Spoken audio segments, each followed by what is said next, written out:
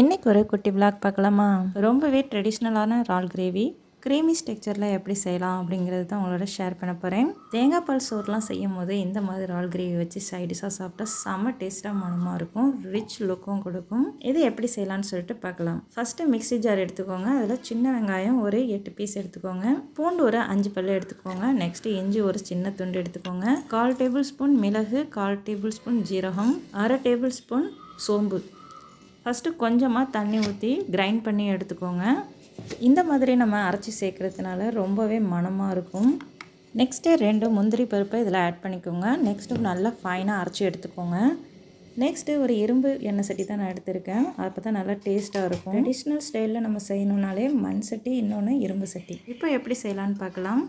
First எண்ணெய் சட்டி நல்லா ஹீட் ஆனதும் ஆயில் ஆட் பண்ணிக்கோங்க. நான் தேங்காய் எண்ணெய் தான் ஆட் பண்ணியிருக்கேன். 3 டேபிள் ஸ்பூன் ஆட் பண்ணியிருக்கேன். ஆயில் நல்லா ஹீட் ஆனதும் சோம்பு போட்டு பொரிய விட்டுக்கோங்க. நெக்ஸ்ட்டு 2 பெரிய சைஸில் பல்லாரி வெங்காயம் தான் எடுத்திருக்கேன், அதையும் ஆட் பண்ணிக்கோங்க. நெக்ஸ்ட்டு கருவேப்பிலையும் பச்சை மிளகாவும் ஆட் பண்ணி நல்லா வதக்கி விட்டுக்கோங்க.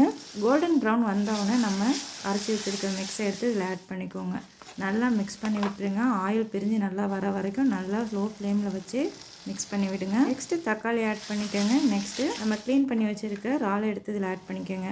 எல்லாத்தையும் நல்லா ஆயிலே வதக்கி விட்டுக்கோங்க. நெக்ஸ்ட்டு மசாலா ஆட் பண்ணிக்கலாம். Kashmiri chilli powder 1 table spoon, மஞ்சத்தூள் 1/2 டேபிள் ஸ்பூன், 1/2 டேபிள் ஸ்பூன் மல்லித்தூள். இது எல்லாத்தையும் நல்லா எண்ணெயிலே வதக்கி விட்டுக்கோங்க. லோ ஃப்ளேம்லேயே வச்சு வதக்குங்க, அப்போ தான் கருகாமல் இருக்கும். எண்ணெய் பிரிஞ்சு வந்தோடனே நம்ம மிக்ஸி ஜாரை கழுவி இதில் ஊற்றிக்கலாம் தண்ணியை. நெக்ஸ்ட்டு தேவையான அளவு உப்பு ஆட் பண்ணிக்கோங்க. இப்போ நல்லா வதக்கி விட்டுருங்க. எண்ணெய் பிரிஞ்சு வர வரைக்கும் நல்லா வதக்குங்க. 1/4 மணி நேரம் லோ ஃப்ளேமில் நல்லா வதங்கினதும் இப்போ மல்லி இலையை நல்லா ஃபைனாக கட் பண்ணி ஆட் பண்ணிக்கலாம். அதையும் நல்லா எண்ணெயிலே மிக்ஸ் பண்ணி விட்டுருங்க. செம்ம டேஸ்ட்டாக மணமாக இருக்கும்.